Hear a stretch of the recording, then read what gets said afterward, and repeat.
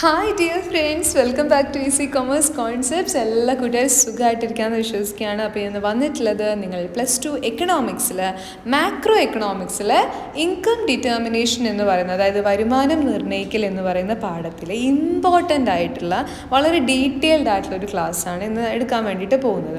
So വളരെ കൃത്യമായി തന്നെ നിങ്ങൾ ഓരോ കോൺസെപ്റ്റും മനസ്സിലാക്കണം. ഞാൻ ഇമ്പോർട്ടൻ്റ് ആണെന്ന് പറയുന്ന കാര്യങ്ങൾ ഇമ്പോർട്ടൻ്റ് ആയിട്ട് തന്നെ മനസ്സിലാക്കി അത് നല്ല രീതിയിൽ പഠിക്കണം. അതിൻ്റെ ഇക്വേഷൻസ് ആണെങ്കിലും ഗ്രാഫ്സ് ആണെങ്കിലും അല്ല കോമ്പണൻസ് ആണെങ്കിലും എല്ലാം തന്നെ നല്ല രീതിയിൽ മനസ്സിലാക്കുക.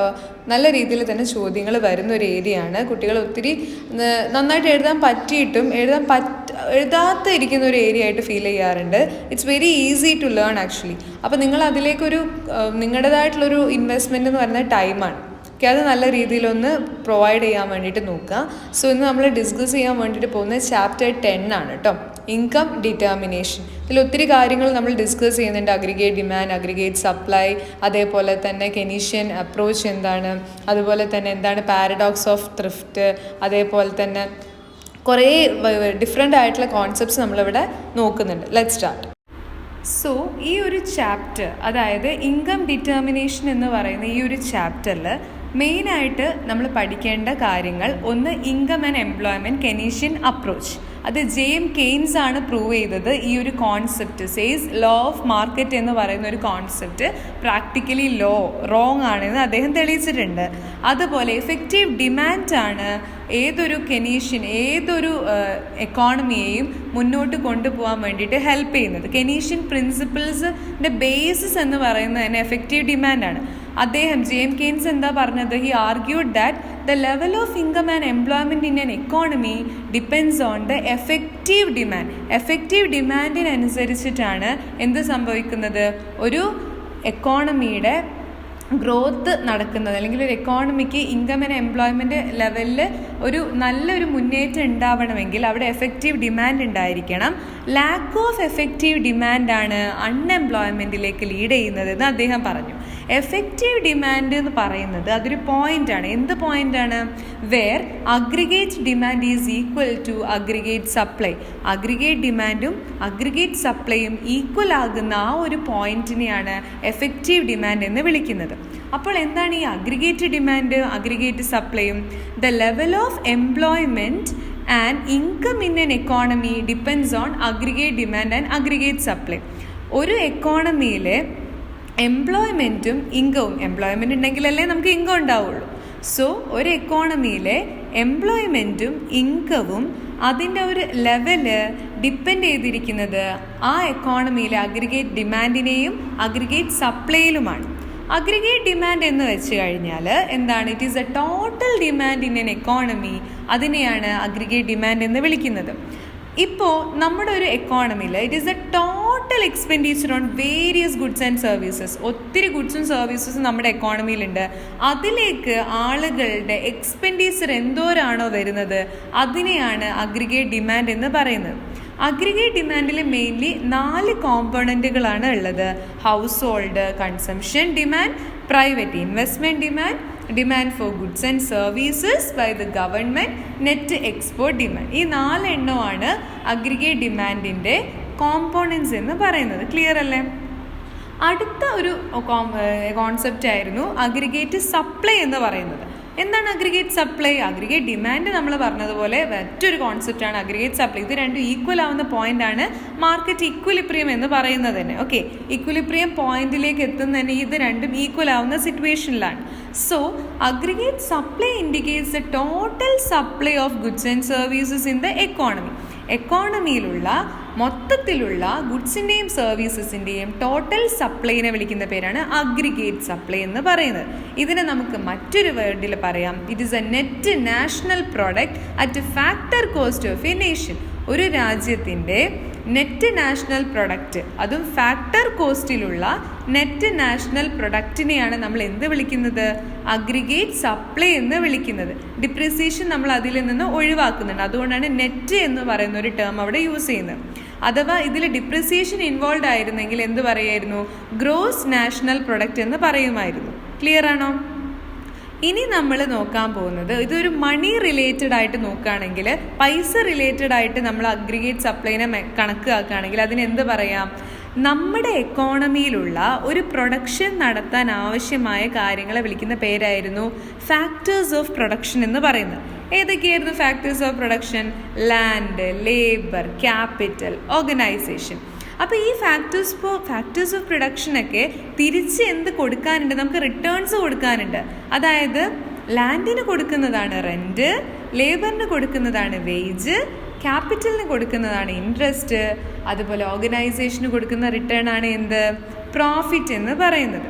അങ്ങനെ നമ്മൾ അഗ്രിഗേറ്റ് സപ്ലൈയെ മണി ടേംസിൽ കണക്കാക്കുകയാണെങ്കിൽ നമുക്ക് ഇങ്ങനെ പറയാം: aggregate supply is the reward received by factors of production in terms of rent, wage, interest and profit. അപ്പം ഇതിനെ വിളിക്കുന്ന പേരാണ് എന്ത്? Aggregate supply.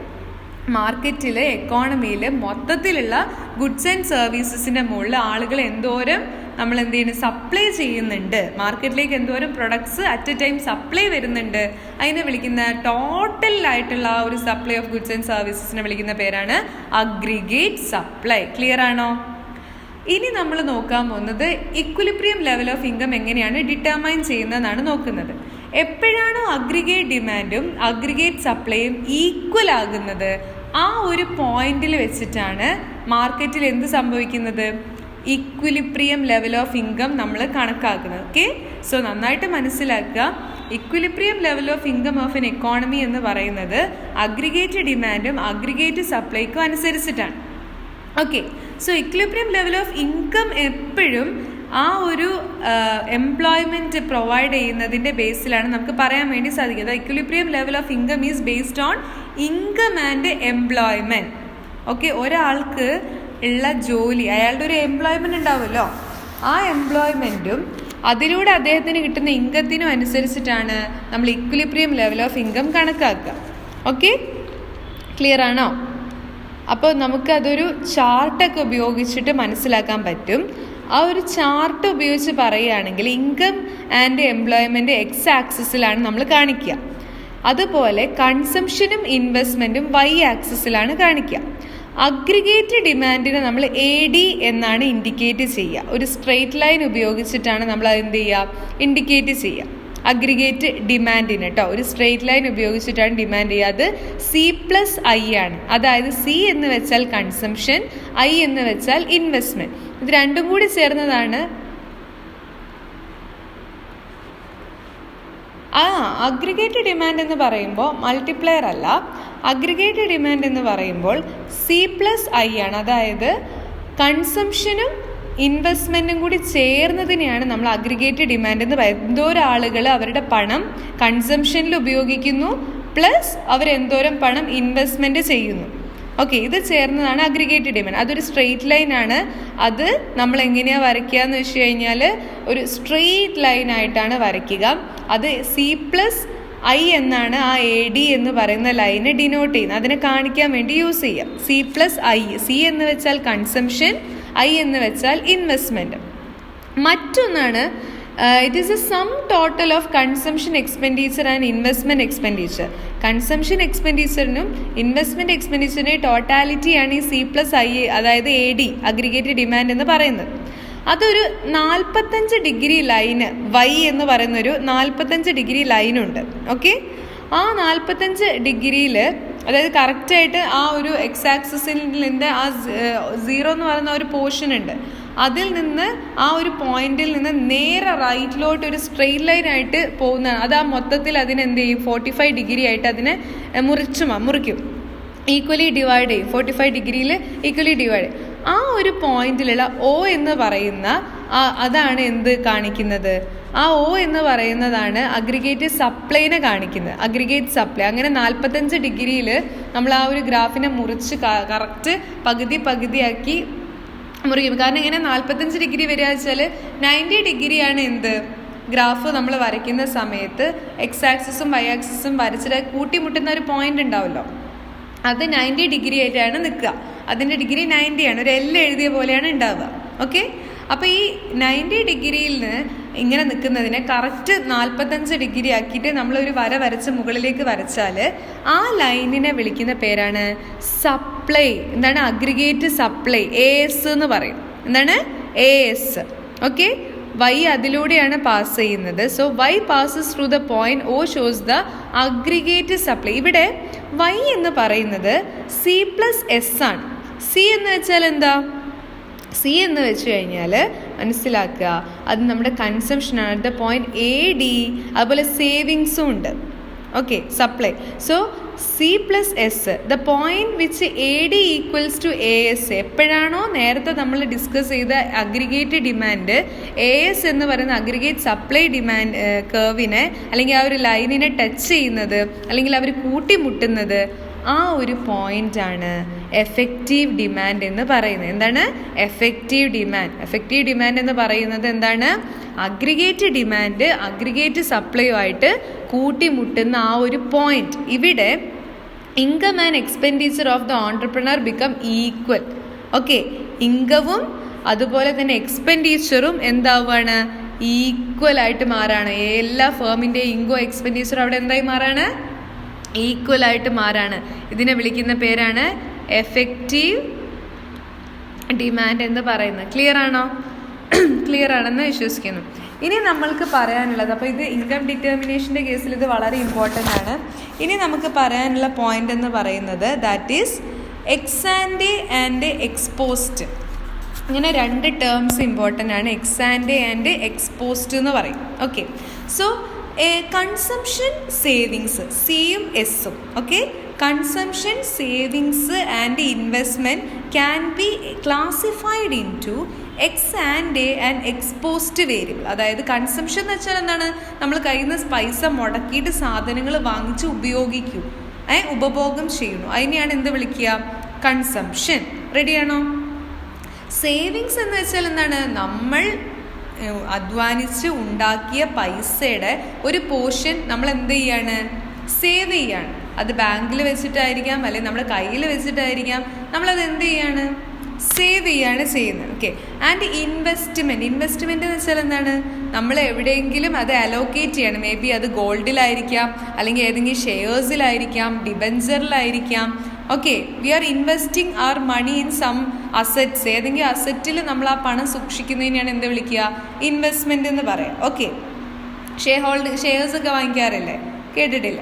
അപ്പോൾ ആ ഒരു രീതിയിലാണ് ഇൻവെസ്റ്റ്മെൻറ്റ് എന്ന് പറയുക. അപ്പോൾ ഈ 3 ടേമിനെ, അതായത് കൺസംഷൻ, സേവിങ്സ് ആൻഡ് ഇൻവെസ്റ്റ്മെൻറ്റ്, ഈ 3 ടേംസിനെ നമുക്ക് എക്സ് ആൻഡ് എന്നും എക്സ് പോസ്റ്റ്, EX-ANT ആണ് എക്സ് ആൻഡ്, EXPOST ആണ് എക്സ് പോസ്റ്റ്.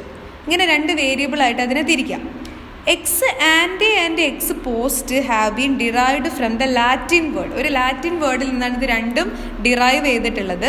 എക്സ് ആൻഡ് എന്ന് വെച്ച് കഴിഞ്ഞാൽ പ്ലാൻഡ് അല്ലെങ്കിൽ ഡിസൈഡ്. നമ്മൾ മുൻകൂട്ടി തീരുമാനിച്ച് കാര്യങ്ങൾ ചെയ്യുമല്ലോ, അതിനെയാണ് എന്ത് വിളിക്കുക? X and. അതായത് പ്ലാൻഡ് ആണത്. നമ്മൾ മുൻകൂട്ടി ഇങ്ങനെയൊക്കെ ചെയ്യുന്നുണ്ട്, ഓക്കെ ഫൈൻ, നമ്മളിങ്ങനെയൊക്കെ ചെയ്യാം, അങ്ങനെ നമ്മൾ ഓൾറെഡി എന്ത് ചെയ്തിട്ടുണ്ട്? മൈൻഡിൽ അത് ഫിക്സ് ചെയ്തിട്ടുണ്ട്. അത് പ്ലാൻഡ് ആണ്. ഓൾറെഡി നമ്മൾ സ്റ്റാൻഡേർഡൊക്കെ ഫിക്സ് ചെയ്തിട്ട് ഇങ്ങനെ കാര്യം ചെയ്യാമെന്ന് മുൻകൂട്ടി എന്ത് ചെയ്തിട്ടുണ്ട്? അവിടെ തീരുമാനം എടുത്തിട്ടുണ്ട്. എന്നാൽ എക്സ്പോസ്റ്റ് എന്ന് വെച്ചാൽ ആക്ച്വൽ ഓർ റിയലൈസ്ഡ്. ഇപ്പോൾ നമ്മൾ പ്ലാൻ ചെയ്ത പോലെ തന്നെ ആയിരിക്കില്ല എപ്പോഴും കാര്യങ്ങൾ റിയൽ ലൈഫിൽ നടക്കുക. അപ്പോൾ അതെന്ന് പറയുന്നത് ശരിക്കും നടക്കുന്നത്. അപ്പോൾ നമ്മൾ പരീക്ഷയ്ക്കൊക്കെ പഠിക്കുന്ന സമയത്ത് ഓക്കെ 100-ൽ എനിക്കൊരു 82 മാർക്ക് വേണം എന്ന് നമ്മൾ എന്ത് ചെയ്യണം? പ്ലാൻ ചെയ്യുന്നുണ്ട്. ആക്ച്വലി എക്സാം കഴിഞ്ഞ് വരുന്ന സമയത്ത് മേ ബി അതിൽ കൂടാം അല്ലെങ്കിൽ കുറയാം. എപ്പോഴും ആ സ്റ്റാൻഡേർഡ് പോലെ തന്നെ ആവണമെന്ന് ഒരു ഉറപ്പുമില്ല. ഓക്കെ, സോ എക്സ് ആൻഡ് എന്ന് വെച്ചാൽ നമ്മൾ പ്ലാൻ ചെയ്യുന്നത്, എക്സ്പോസ്റ്റ് എന്ന് വെച്ചാൽ റിയൽ ആയിട്ട് നടന്നത്. നാഷണൽ ഇൻകം അക്കൗണ്ടിങ്ങിൽ നമ്മൾ വേരിയബിൾസിനെ തിരിച്ചിട്ടുണ്ട്. കൺസംഷൻ, ഇൻവെസ്റ്റ്മെൻറ്റ്, സേവിങ്സ് എന്നൊക്കെ പറഞ്ഞ് തിരിച്ചിട്ടുണ്ട്. Okay, so the variables such as consumption, investment and savings are considered X post variable. നമ്മുടെ നാഷണൽ ഇൻകം അക്കൗണ്ടിങ്ങിൽ ഈ പറഞ്ഞിട്ടുള്ള 3 എണ്ണം ഏതൊക്കെയാണ്? Consumption, investment, savings. ഇത് 3 എണ്ണത്തിനെയും എക്സ് പോസ്റ്റ് വേരിയബിൾ ആയിട്ടാണ് കൺസിഡർ ചെയ്യുന്നത്. അതായത് ആക്ച്വൽ അല്ലെങ്കിൽ റിയലൈസ്ഡ് ആയിട്ടുള്ള കാര്യമായിട്ടാണ്, എക്സ് പോസ്റ്റ് എന്ന് വെച്ച് കഴിഞ്ഞാൽ യെസ് ആക്ച്വൽ അല്ലെങ്കിൽ റിയലൈസ്ഡ് ആയിട്ടുള്ള കാര്യങ്ങളായിട്ടാണ് നമ്മൾ അതിനെ കണക്കാക്കുന്നത്. അത് ശരിക്കും എന്താണോ സംഭവിക്കുന്നത്, ആക്ച്വലി അതിന് എന്താണോ നടക്കുന്നത്, അതാണ് നമ്മൾ കൺസിഡർ ചെയ്യുക. അല്ലാണ്ട് അതിനെക്കുറിച്ച് പ്ലാൻ ചെയ്തിട്ടുള്ള കാര്യങ്ങൾ വെച്ചിട്ടല്ല നമ്മൾ പറയുക റിയൽ ആയിട്ട് എന്ത് നടന്നു, കൺസംഷൻ റിയൽ ആയിട്ട് എന്ത് നടന്നു, സേവിങ്സ് റിയൽ ആയിട്ട് എന്തുണ്ട്, ഇൻവെസ്റ്റ്മെൻറ്റ് റിയൽ ആയിട്ട് എന്തുണ്ട്, അതിൻ്റെ ബേസിൽ നമ്മളാണ് നോക്കുക. Okay, so in national income accounting these 3 words ഏതൊക്കെയാണ്? Consumption, savings and investment has consider as ex post variable. The rate at which consumption, savings and investment are presented in the ex post sense. കൺസംഷൻ്റെ rate ആയാലും സേവിങ്സിൻ്റെ rate ആയാലും ഇൻവെസ്റ്റ്മെൻറ്റിൻ്റെ rate ആയാലും ex post സെൻസിലാണ് നമ്മളത് എന്ത് ചെയ്യുക, കൺസിഡർ ചെയ്യുക. അതായത് ആക്ച്വൽ എന്ത് നടന്നു, റിയലായി എന്ത് നടന്നു, റിയൽ ആയിട്ടുള്ള റേറ്റ് എത്രയാണെന്നാണ് നമ്മൾ നോക്കുക. ക്ലിയർ ആണല്ലോ. അടുത്തത് എക്സ് ആൻഡ് എ കൺസംഷൻ ആണ്. EX-ANTE X and A consumption നമ്മൾ ഓൾറെഡി പഠിച്ചിട്ടുണ്ട്. വേരിയബിൾസ് ആയിട്ടുള്ള ഇൻകം ആൻഡ് കൺസംഷനൊക്കെ പോസിറ്റീവ്ലി റിലേറ്റഡ്. ഒരാളുടെ ഇൻകം കൂടുന്നതിനനുസരിച്ച് അയാളുടെ കൺസംഷൻ കൂടുകയാണോ കുറയാണോ ചെയ്യുക? അത് കൂടുകയാണ് ചെയ്യുക. ഇൻകം കൂടുമ്പോൾ കൺസംഷൻ കൂടുകയാണ് ചെയ്യുക. Even if the level of income 0, നമ്മുടെ ഇപ്പോൾ ഇൻകം 0 ആണെങ്കിൽ കൂടിയും നമുക്ക് നമ്മുടേതായ സർവൈവലിന് വേണ്ടിയിട്ട് നമ്മൾ ചില കാര്യങ്ങൾ കൺസംഷൻ ചെയ്യും. കടം വാങ്ങിയിട്ടാണെങ്കിലും നമ്മൾ എന്ത് ചെയ്യും, കൺസംഷൻ ചെയ്യും. ലെവൽ ഓഫ് ഇൻകം 0 ആണെന്ന് വിചാരിക്കുക, അതായത് നമ്മുടെ കയ്യിൽ എന്തില്ല, ഇൻകം ഇല്ല എങ്കിൽ കൂടിയും നമ്മൾ എന്ത് ചെയ്യാറുണ്ട്, നമ്മുടെ സർവൈവൽ, നമുക്ക് ലൈഫ് മുന്നോട്ട് കൊണ്ടുപോകാൻ വേണ്ടിയിട്ട് പല സാധനങ്ങളും കൺസ്യൂം ചെയ്യാറില്ലേ?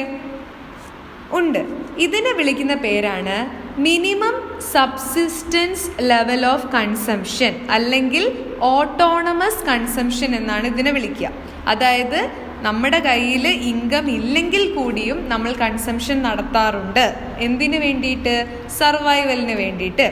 ഈ ഒരു കോൺസെപ്റ്റിനെ വിളിക്കുന്ന പേരാണ് minimum subsistence level of consumption, അല്ലെങ്കിൽ ഓട്ടോണമസ് കൺസംഷൻ എന്ന് വിളിക്കും. ഇത് C ബാർ, C എഴുതിയിട്ട് സിയുടെ മുകളിൽ ഒരു ലൈൻ വരച്ചിട്ടാണ് ഇത് കാണിക്കുക. C ബാർ എന്നാണ് ഇത് കാണിക്കുക. നമ്മൾ X ബാർ എന്നൊക്കെ പറയാറില്ലേ, അതുപോലെ C ബാർ എന്നാണ് ഇത് കാണിക്കുക. Okay, it is A value will be greater than 0. അതായത് C ബാർ എപ്പോഴും 0 എന്ന് പറയുന്ന വാല്യൂവിനേക്കാൾ മുകളിലായിരിക്കും. അതായത് ലെവൽ ഓഫ് ഇൻകം 0 ആണെങ്കിലും എന്തുണ്ടാവും, കൺസംഷൻ ഉണ്ടാവും. ക്ലിയർ അല്ലേ? The level of consumption above can be represented in the manner like consumption is equal to C bar plus C into Y.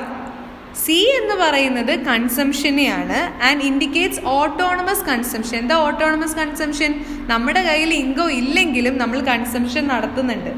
CY എന്ന് പറയുന്നത് it's a function of income. ഇൻകത്തിൻ്റെ ഫങ്ഷനെയാണ് എന്ത് വിളിക്കുന്നത്, CY എന്ന് വിളിക്കുന്നത്.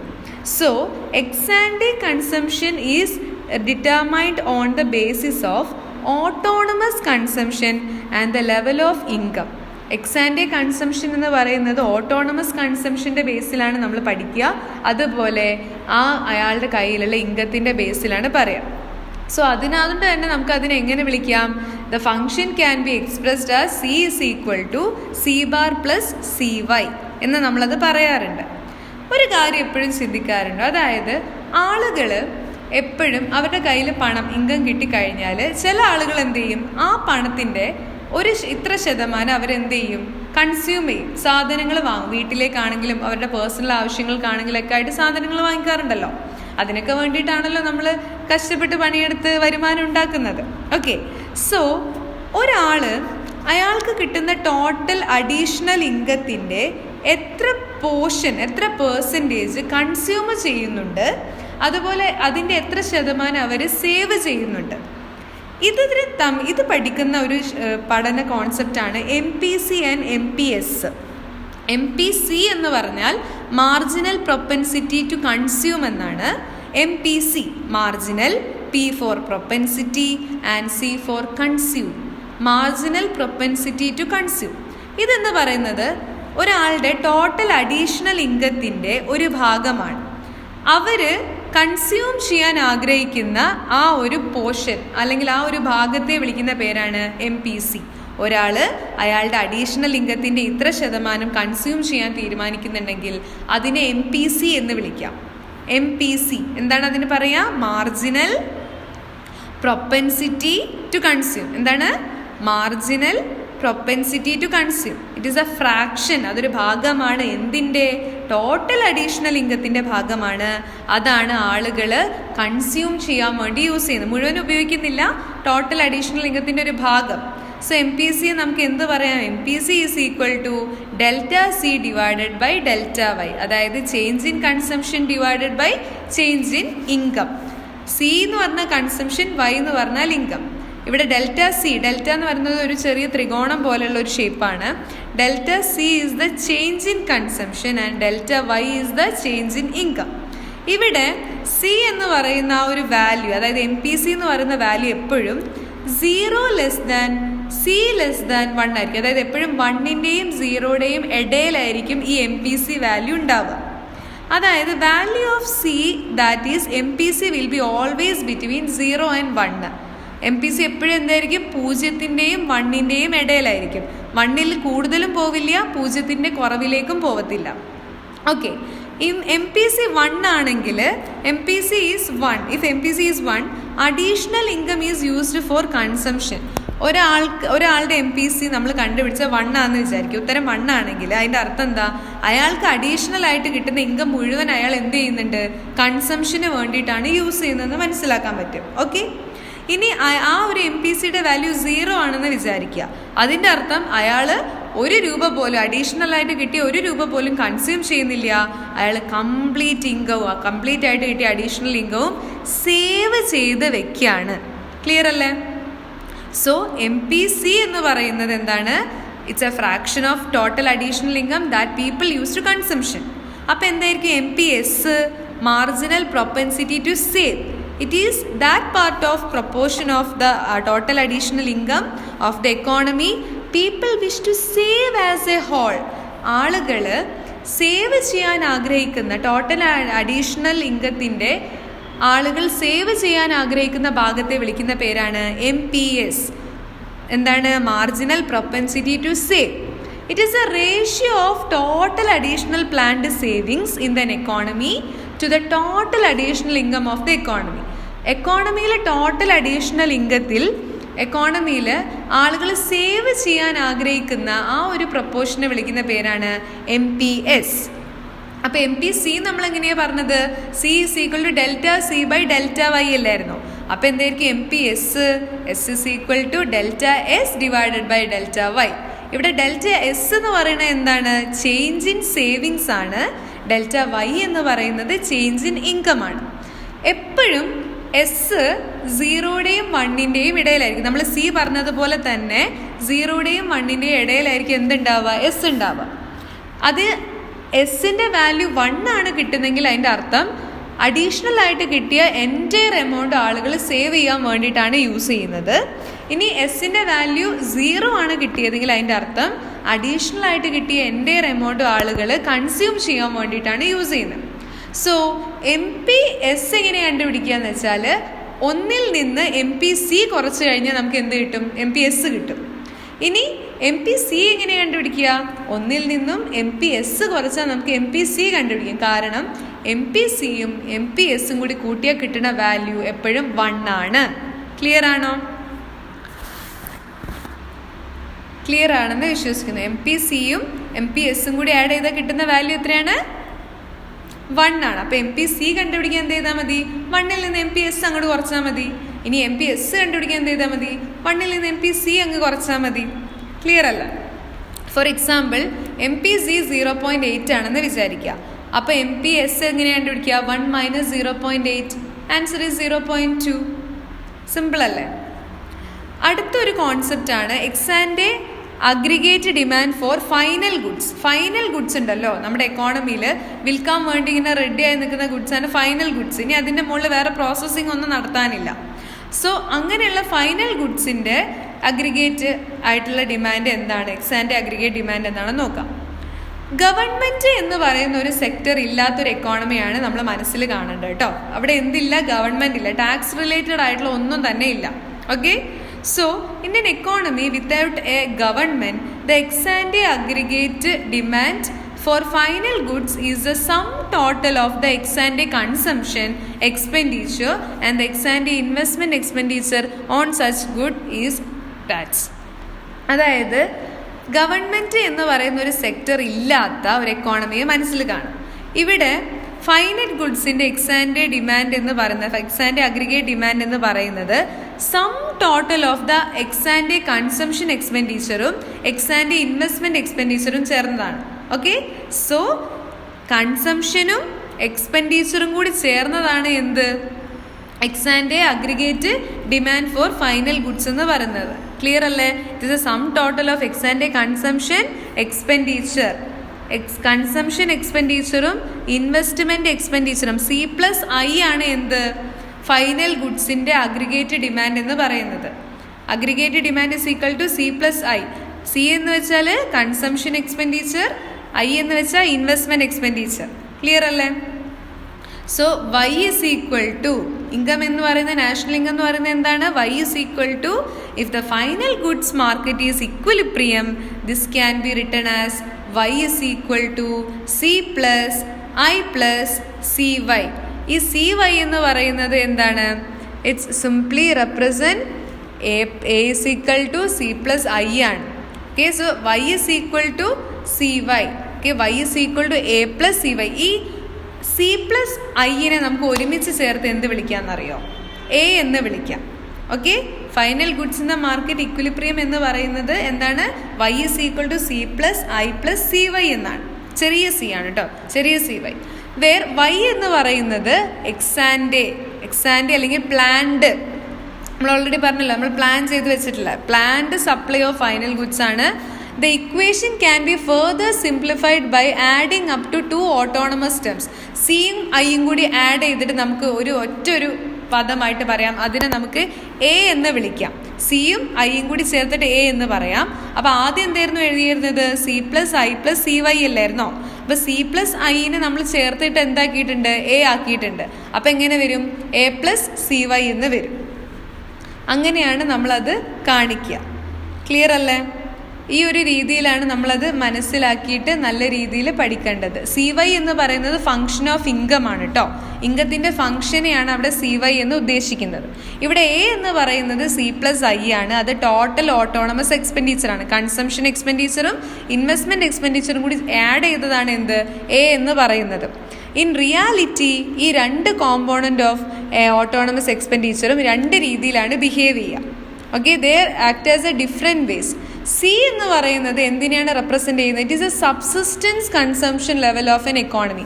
ഒരു എക്കോണമിയിലെ സബ്സിസ്റ്റൻസ് ആയിട്ടുള്ള കൺസംഷൻ ലെവലിനെയാണ് എന്ത് വിളിക്കുന്നത്, സി. കാരണം ഒരു എക്കോണമിയിൽ പണം ഇല്ലെങ്കിൽ കൂടിയും അവരെന്ത് നടത്തുന്നുണ്ട്, കൺസംഷൻ നടത്തുന്നുണ്ട്. കടം വാങ്ങിച്ചിട്ടാണെങ്കിൽ അവരെന്ത് നടത്തുന്നുണ്ട്, കൺസംഷൻ നടത്തുന്നുണ്ട്.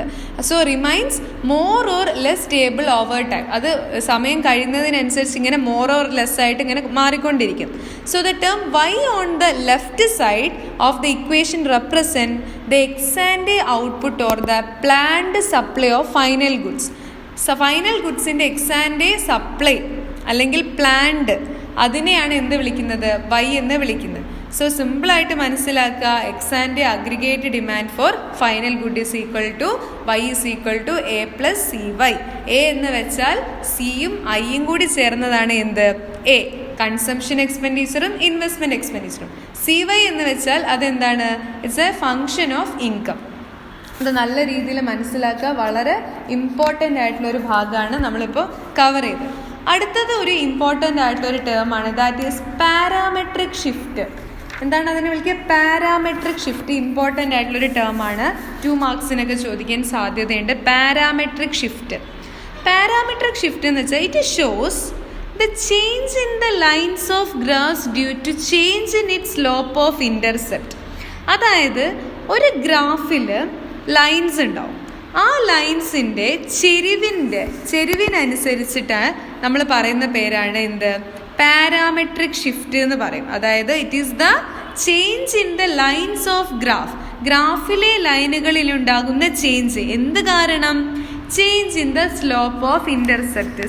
ആ ഒരു ലൈനിൻ്റെ ചെരിവ് കാരണം ആ ഒരു ഗ്രാഫിലെ ലൈനുകൾക്കുണ്ടാകുന്ന ചേഞ്ചിനെ വിളിക്കുന്ന പേരാണ് പാരാമെട്രിക് ഷിഫ്റ്റ്. അല്ലെങ്കിൽ ഇങ്ങനെ പറയാം, ഒരു ഗ്രാഫിലെ രേഖകളുടെ ചെരിവിലോ ഇൻ്റർസെപ്റ്റിലോ മാറ്റങ്ങൾ ഉണ്ടാകുന്നത് മൂലം ആ രേഖകളിൽ ഉണ്ടാകുന്ന മാറ്റത്തെ പാരാമെട്രിക് ഷിഫ്റ്റ് എന്ന് പറയും. അത് രണ്ട് രീതിയിൽ നമുക്ക് പറയാം. ഒന്ന്, ഒരു ലൈനിൻ്റെ ചെരിവിൽ change in the line due to change in slope. ആ ഒരു ഗ്രാഫിൽ എന്താ പറയുക, ലൈൻ ഉണ്ടാവുമല്ലോ, ആ ഒരു ലൈനിൻ്റെ ചെരിവിൽ മാറ്റം. ചെരിവ് എന്ന് വെച്ചാൽ എന്താ? സ്ലോപ്പ്. സ്ലോപ്പ്, അത് നമ്മൾ ചെരിവ് കൂടുക, ചെരിവ് കുറയുക, കൂടുതൽ ചെരിയുക എന്നൊക്കെ പറയുമല്ലോ. ആ ഒരു ചെരിവിൽ അല്ലെങ്കിൽ ആ ഒരു സ്ലോപ്പിൽ മാറ്റം ഉണ്ടാവുന്നതിൻ്റെ ബേസിൽ എന്തുണ്ടാവുക? ആ ഒരു ലൈന് മാറുക, ലൈന് ചേഞ്ച് ആവുക. അതായത് ആദ്യം ഒരു B1 എന്നുള്ളൊരു ലൈൻ ഉണ്ട്, അത് കുറച്ചും കൂടി എന്താ പറയുക, ഒന്നും കൂടി തുറന്ന് വരുന്ന സമയത്ത് B2 ആവുക. അല്ലെങ്കിൽ കുറച്ചുകൂടെ അതിൻ്റെ ആ ഒരു സ്ലോപ്പ് കുറച്ചുകൂടെ കൂടുക, ചെരിവ് കൂടുക, ചെരിക്കുക എന്ന് പറയില്ലേ നമ്മൾ. ഓക്കെ, അപ്പോൾ ചേഞ്ച് ഇൻ ദ ലൈനിൽ ചേഞ്ച് ഉണ്ടാവുന്ന എന്ത് കാരണം? ആ ഒരു ലൈനിൻ്റെ സ്ലോപ്പിൽ ചേഞ്ച് ഉണ്ടാവുന്നത് കാരണം. അതൊന്ന്. രണ്ട്, change in the line due to change in the intercept. അതായത് ഒരു ലൈൻ പോകുന്നത് എന്ന് പറഞ്ഞ പോയിന്റിലാണെങ്കിൽ വേറൊരു ലൈന് ആ എന്നുള്ള ലൈനെ മാറി വേറൊരു പോയിന്റിൽ വെച്ചിട്ട് തന്നെയാണ് അത് സ്റ്റാർട്ട് ചെയ്യുന്നത്. ഓക്കെ, അതിൻ്റെ ഇൻ്റർസെപ്റ്റ് മാറാന്നാണ് അതിനെ വിളിക്കുക. ക്ലിയർ അല്ലേ? ഇങ്ങനെ രണ്ട് രീതിയിലാണ് പാരാമെട്രിക് ഷിഫ്റ്റ് നടത്തുക. ഒന്ന്, ചേഞ്ച് ഇൻ സ്ലോപ്പ് കൊണ്ടാകാം. രണ്ട്, ഇൻ്റർസെപ്റ്റ് ചേഞ്ച് ആവുന്നത് കൊണ്ടും ആകാം. പിന്നെ ഈ ഒരു ചാപ്റ്ററിൽ ഇമ്പോർട്ടൻ്റ് ആയിട്ടുള്ള മറ്റൊരു ഭാഗമാണ് മൾട്ടിപ്ലയർ എന്ന് പറയും. മൾട്ടിപ്ലയർ ഇതെന്ന് പറയുന്നത് it is the initial increase in the investment leads to a multiple increase in the income is known as multiplier mechanism. അതായത് ആളുകളുടെ വരുമാനത്തിലും ആളുകളുടെ ജോലിയിലുള്ള അവസ്ഥയിലൊക്കെ ഉണ്ടാകുന്ന ഏറ്റവും നിർണായകമായിട്ടുള്ള ഒരു ഘടകമാണ് ഇൻവെസ്റ്റ്മെൻറ്റ് എന്ന് പറയുന്നത്. ഓക്കെ, ഇൻവെസ്റ്റ്മെൻറ്റിന് ഒത്തിരി ബെനിഫിറ്റ്സ് ഉണ്ട്. ആളുകളുടെ വരുമാനം വർദ്ധിക്കും, ആളുകളുടെ തൊഴിലിൻ്റെ ആ ഒരു സ്റ്റാറ്റസ് തന്നെ ചിലപ്പോൾ മാറിയെന്ന് വരും. ഓക്കെ, ഇങ്ങനെ വരുമാനത്തിലും അതുപോലെ തന്നെ എംപ്ലോയ്മെൻറ്റിലും മാറ്റങ്ങൾ ഉണ്ടാവുന്നതിൻ്റെ ഭാഗമായിട്ട് ആളുകളുടെ ഒരു ഏറ്റവും നല്ല രീതിയിൽ പലതരത്തിലുള്ള മാറ്റങ്ങൾ സംഭവിക്കുന്നുണ്ട്. ഓക്കെ, അതിനെ വിളിക്കുന്ന പേരാണ് multiplier. It is an initial increase in investment leads to a multiple increase in the income. Okay, ഇൻവെസ്റ്റ്മെൻറ്റിൽ ഉണ്ടാകുന്ന ഒരു നേരിയ വ്യത്യാസങ്ങൾ പോലും, ഒരു ഇൻക്രീസ് പോലും മൾട്ടിപ്പിൾ എഫക്ട്സ് ആണ് ഒരാളുടെ ഇൻകത്തിൽ ഉണ്ടാക്കുന്നത്. ഇതിനെ വിളിക്കുന്ന പേരാണ് മൾട്ടിപ്ലയർ മെക്കാനിസം. മൾട്ടിപ്ലയർ ഡിനോട്ട് ചെയ്യുന്നതിന് കെ എന്ന് പറയുന്ന സ്മോൾ ലെറ്റർ കെ ഇല്ലേ, ഈ സ്മോൾ ലെറ്റർ കെ ഉപയോഗിച്ചിട്ടാണ് ഈ മൾട്ടിപ്ലയർ നമ്മൾ ഡിനോട്ട് ചെയ്യുക. മൾട്ടിപ്ലയർ നമ്മൾ റെപ്രസെൻ്റ് ചെയ്യുന്നത് ഒരു റേഷ്യോ, ഒരു അനുപാതത്തിലാണ്. ഒരു റേഷ്യോ അനുസരിച്ചിട്ടാണ്. The ratio between increase in investment and increase in income. അതായത് ഇൻവെസ്റ്റ്മെൻറ്റ് ഇൻക്രീസ് ചെയ്തത് കൊണ്ട് ഇൻകം എന്തോരം ഇൻക്രീസ് ആയിട്ടുണ്ട് എന്നാണ് മൾട്ടിപ്ലയർ നമുക്ക് കാണിച്ചു തരുന്നത്. ക്ലിയർ അല്ലേ? സോ മൾട്ടിപ്ലയർ എന്ന് വെച്ചാൽ ഒരാളുടെ ഇൻവെസ്റ്റ്മെൻറ്റിൻ്റെ അളവ് കൂടുന്നത് അല്ലെങ്കിൽ ഇൻവെസ്റ്റ്മെൻറ്റിൽ ഉണ്ടാകുന്ന ഇൻക്രീസ് ഏത് രീതിയിലാണ് അയാളുടെ ഇൻകത്തിൽ ഇൻക്രീസ് ഉണ്ടാക്കുന്നത് എന്ന് കാണിച്ചു തരുന്നതാണ് എന്ത്? മൾട്ടിപ്ലയർ. റെഡി? ഈ ചാപ്റ്ററിലെ അവസാനത്തെ ഏരിയയാണ് നമ്മൾ ഡിസ്കസ് ചെയ്യാൻ പോകുന്നത്. That is paradox of thrift. എന്താണ് പാരഡോക്സ് ഓഫ് ത്രിഫ്റ്റ്? മലയാളത്തിൽ അതിനെ മിതവ്യയത്തിൻ്റെ വിരോധാഭാസം എന്ന് പറയാറുണ്ട്. പാരഡോക്സ് ഓഫ് ത്രിഫ്റ്റ് അതായത് പൊതുവെ ഒരു സമ്പദ് വ്യവസ്ഥയിൽ, ഒരു എക്കോണമിയിൽ ജനങ്ങളുടെ സമ്പാദ്യം വർദ്ധിച്ചു കഴിഞ്ഞാൽ നമ്മുടെ സമ്പദ് വ്യവസ്ഥയുടെ മൊത്തം സമ്പാദ്യം വർദ്ധിക്കും എന്നാണ് നമ്മൾ പൊതുവെ പറയാറ്. അതായത് ഓരോ ആളുകളുടെയും സമ്പാദ്യം, ആ ഒരു സ്വത്ത് അല്ലെങ്കിൽ അവരുടെ വെൽത്ത് അല്ലെങ്കിൽ അവരുടെ ഇൻകം വർദ്ധിച്ചു കഴിഞ്ഞാൽ മൊത്തം ആ എക്കോണമിയിൽ തന്നെയുള്ള സമ്പത്ത് വർദ്ധിക്കും എന്നാണ് നമ്മൾ എന്ത് ചെയ്യുക പൊതുവെ പറയാറ്. ഓക്കെ, എന്നാൽ പലപ്പോഴും അങ്ങനെ ആവണമെന്ന് നിർബന്ധമില്ല. ശരിക്കും അങ്ങനെയായിരുന്നു വേണ്ടത് അല്ലേ? ഓരോരുത്തരുടെ ഇൻകം കൂടുമ്പോൾ അത് മൊത്തം എക്കോണമീൻ്റെ ഇൻകം കൂടുകയാണ് ചെയ്യേണ്ടത്. പക്ഷേ അത് അങ്ങനെ കാണാറില്ല പൊതുവെ. ഇതൊരു വിരോധാഭാസമായിട്ടാണ് അല്ലെങ്കിൽ ഒരു പാരഡോക്സ് ആയിട്ടാണ് നമ്മൾ നോക്കിക്കാണുക. എന്താ അങ്ങനെ? നമ്മൾ ഇപ്പോൾ ഫോർ എക്സാമ്പിൾ നമ്മൾ എല്ലാ പരീക്ഷയ്ക്ക് എല്ലാ ചോദ്യങ്ങൾക്കും ഉത്തരം എഴുതി ഉത്തരമൊക്കെ ശരിയാണ്, പക്ഷെ നമുക്ക് ഒട്ടും മാർക്കില്ല. അപ്പോൾ നമ്മൾ ഡൗട്ട് അടിക്കില്ല, എന്താ അങ്ങനെ, എല്ലാത്തിനും ഉത്തരം എഴുതിയതാണല്ലോ, പിന്നെന്താ എനിക്ക് മാർക്കില്ലാത്ത, അങ്ങനെ നമ്മുടെ ഉള്ളിൽ തന്നെ തോന്നൂല ഇതെന്താ സംഭവം എന്ന് വിചാരിക്കൂലേ.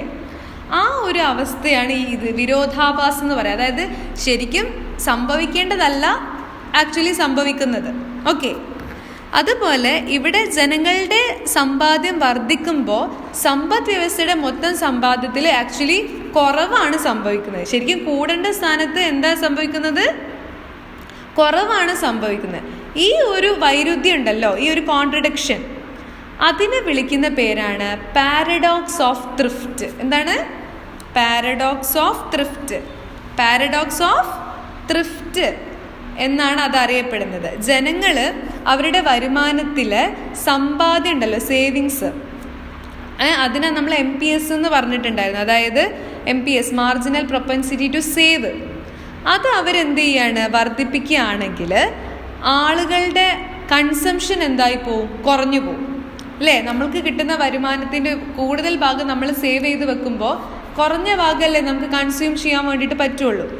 അങ്ങനെ കൺസംഷൻ കുറയുമ്പോൾ മൊത്തം മാർക്കറ്റിലെ ഡിമാൻഡ് തന്നെ എന്തായി പോവും? കുറഞ്ഞു പോവും. ഓക്കെ, അങ്ങനെ മൊത്തം ഡിമാൻഡിൽ ഇങ്ങനെ കുറവ് സംഭവിക്കും. അധികമായിട്ട് ഇങ്ങനെ കുറവ് സംഭവിക്കുമ്പോൾ അത് എക്സസ് സപ്ലൈക്ക് കാരണം കൂടുതൽ സപ്ലൈയും ഉണ്ട്, കുറവ് ഡിമാൻഡും ഉണ്ട്. ആ സിറ്റുവേഷനെയാണ് നമ്മൾ എക്സസ് സപ്ലൈ എന്ന് വിളിക്കുക.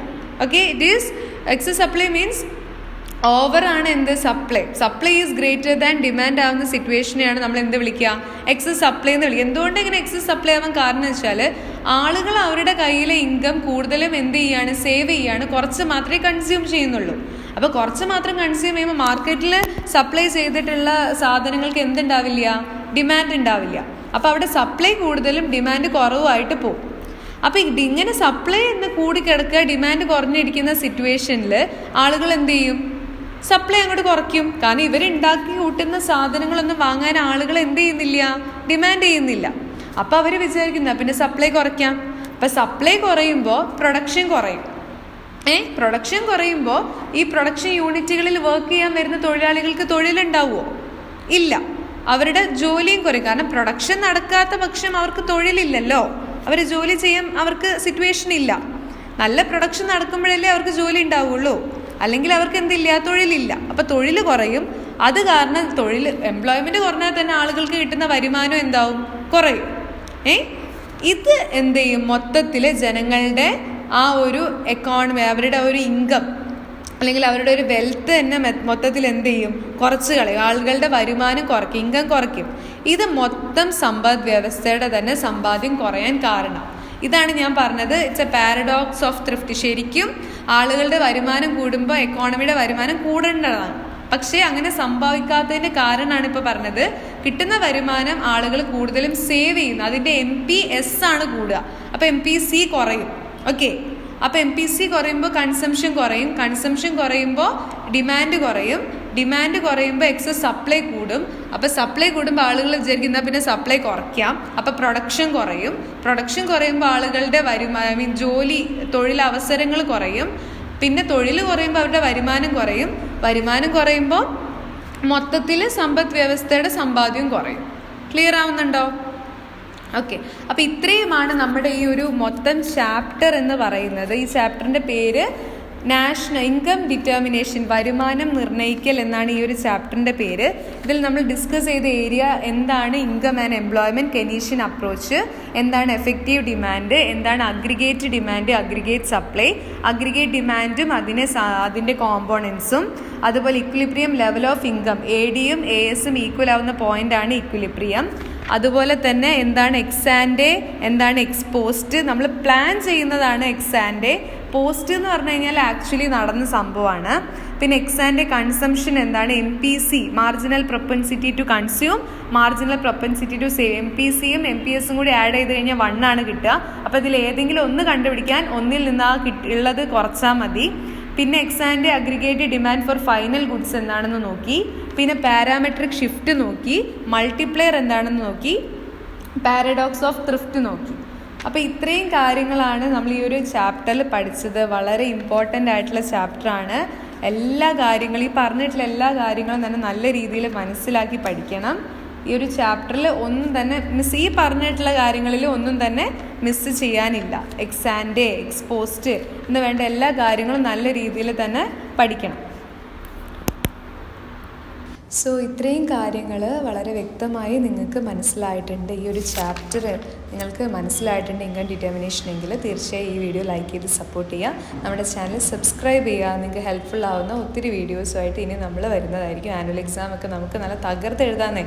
ഓക്കെ, അപ്പോൾ എല്ലാ കൂട്ടുകാർക്കും ഈസി കൊമേഴ്സ് കോൺസെപ്റ്റ്സിൻ്റെ വക എല്ലാ രീതിയിലും ഓൾ ദ വെരി ബെസ്റ്റ്. നന്നായിട്ട് തന്നെ പരീക്ഷ എഴുതാം കേട്ടോ. സംശയങ്ങൾ എന്തെങ്കിലുമൊക്കെ ഉണ്ടെങ്കിൽ കമൻറ്റ് ബോക്സിൽ ചോദിക്കുക. So thank you so much for watching.